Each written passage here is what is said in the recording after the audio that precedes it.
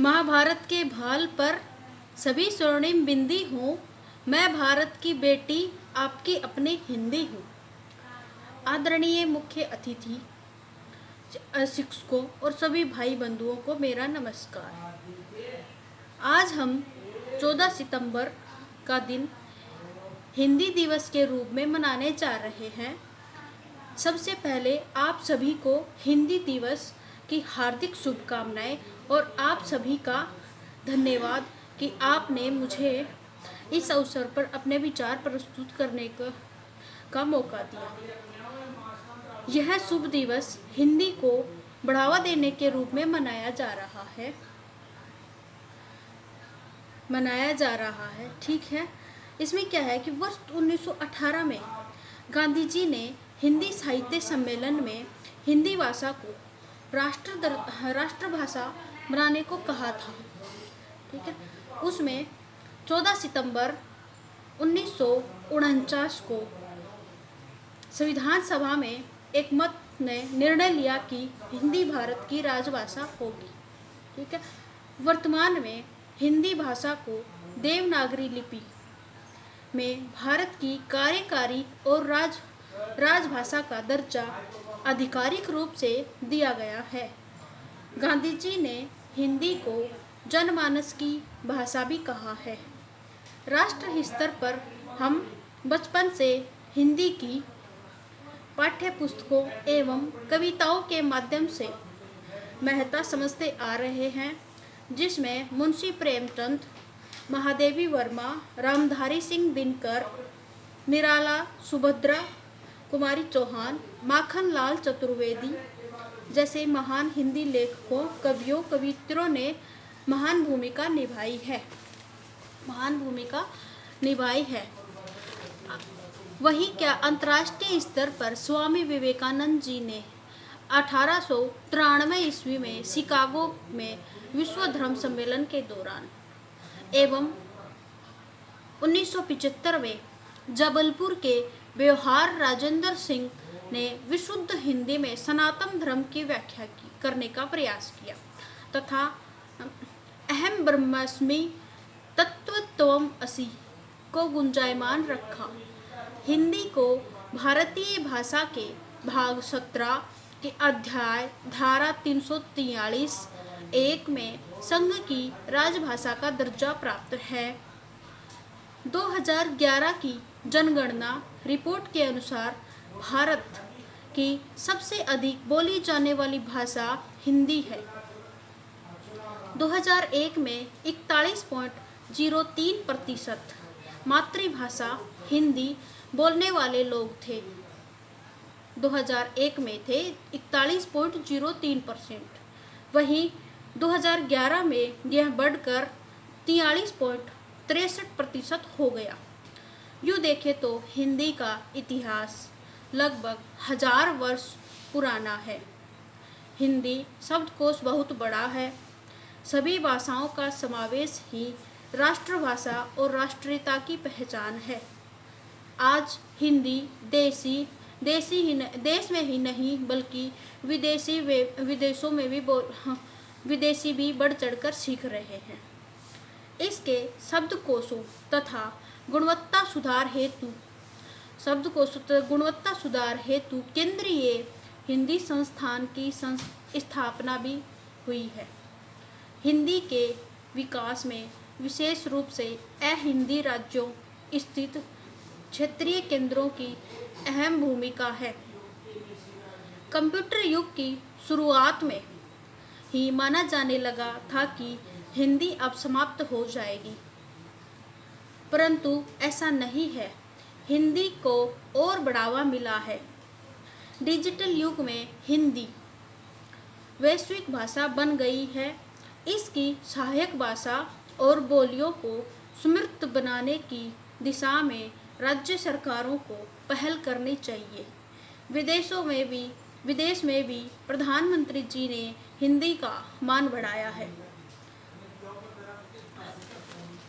अब हम अगर देखें तो हिंदी का महत्व हमारे यहाँ बहुत है। हिंदी हिंदुस्तान की ही नहीं बल्कि हिंदुस्तानियों की भी पहचान है, परंतु इसमें कुछ और सुधार करने की आशा है ताकि हम हिंदी को और बढ़ावा देश के वैश्विक स्तर पर इसको कारगर या इसका सरोकार करने का प्रयास कर सकें।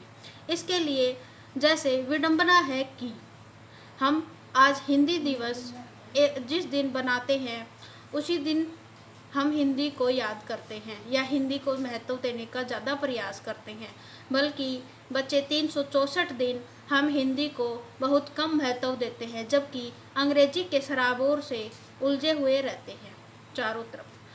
अब समय आ गया है कि हिंदी को रोजगार की भाषा बनाने का प्रयास किया जाए। डिजिटल के दौर में हिंदी वैसे भी वैश्विक भाषा बन चुकी है, परंतु इसमें कुछ और सुधार करने की ज़रूरत है। जैसे हिंदी के लिए कुछ और प्रयास हम आपसे शेयर करने की कोशिश कर रहे हैं।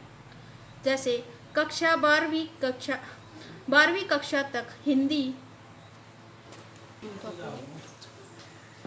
हिंदी के लिए हमें और कुछ प्रयास करने की ज़रूरत है। जैसे 12वीं कक्षा तक हिंदी भाषा और साहित्य को अनिवार्य बनाया जाना चाहिए।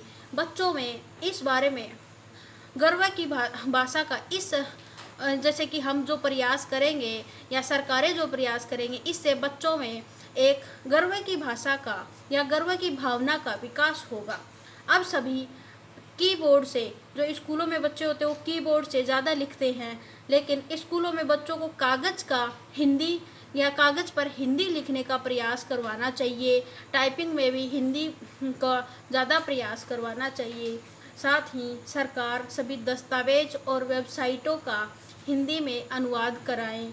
वैज्ञानिक जो हैं वो खोजों का भी हिंदी में अनुवाद उपलब्ध करवाएं।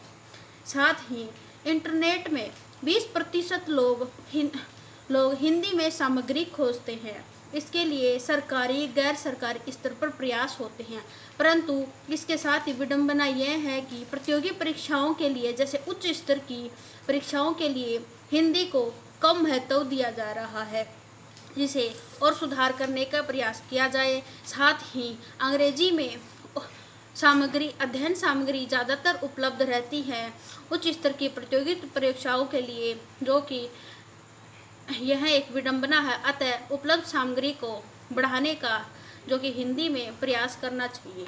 साथ ही सरकार सुप्रीम कोर्ट से परामर्श कर अदालतों में हिंदी को जिरह करने और फैसला लिखने की भाषा बनाए। साथ ही 50 के दशक में गठित वैज्ञानिक तकनीकी शब्दावली आयोग का पुनर्गठन हो, यानी कि जो 50 के दशक में गठित जो वैज्ञानिक तकनीकी शब्दावली आयोग का गठन हुआ था, उसका पुनर्गठन होना चाहिए। साथ ही शब्द निर्माण की नई नीति बनाने का प्रयास किया जाना चाहिए। इसके साथ ही सरकार को हिंदी शब्दों की वर्तनी से जुड़ी विसंगतियों को दूर करने का प्रयास करना चाहिए, जिससे भाषा की एक रूपता बने रहे। ठीक है।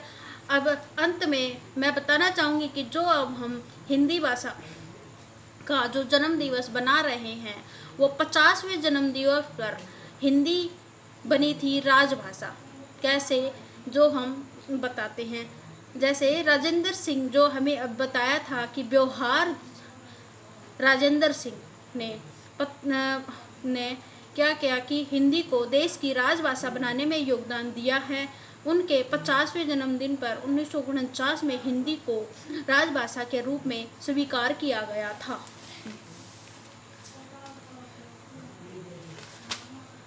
व्यवहार राजेंद्र सिंह ने बताया कि व्यवहार अनुपम सिन्हा ने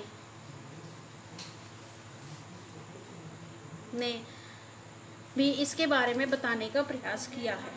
ठीक है। अब देखते हैं कि जो आधुनिक युग में हमें अंग्रेजी भाषा, हिंदी को तो सीखना ही चाहिए, हिंदी को बढ़ावा देना चाहिए, लेकिन अंग्रेजी के बिना भी अभी हम आगे नहीं बढ़ सकते हैं, क्योंकि अंग्रेजी हमें अंतर्राष्ट्रीय स्तर पर जोड़ने का प्रयास करती है। और हमें प्रतियोगी परीक्षाओं में भी आगे बढ़ने में सहायक है। इसलिए हमें हिंदी के साथ साथ अंग्रेजी व अन्यतर भाषाओं को सीखने का भी प्रयास करना चाहिए। साथ ही हमें अपनी मातृभाषा को कभी भूलना नहीं चाहिए। हमें हिंदी है हम वतन है नारे का सम्मान करना चाहिए। अंततः आप सभी को एक बार फिर मैं हिंदी दिवस की बहुत बहुत बधाई देती हूँ। नमस्कार, धन्यवाद।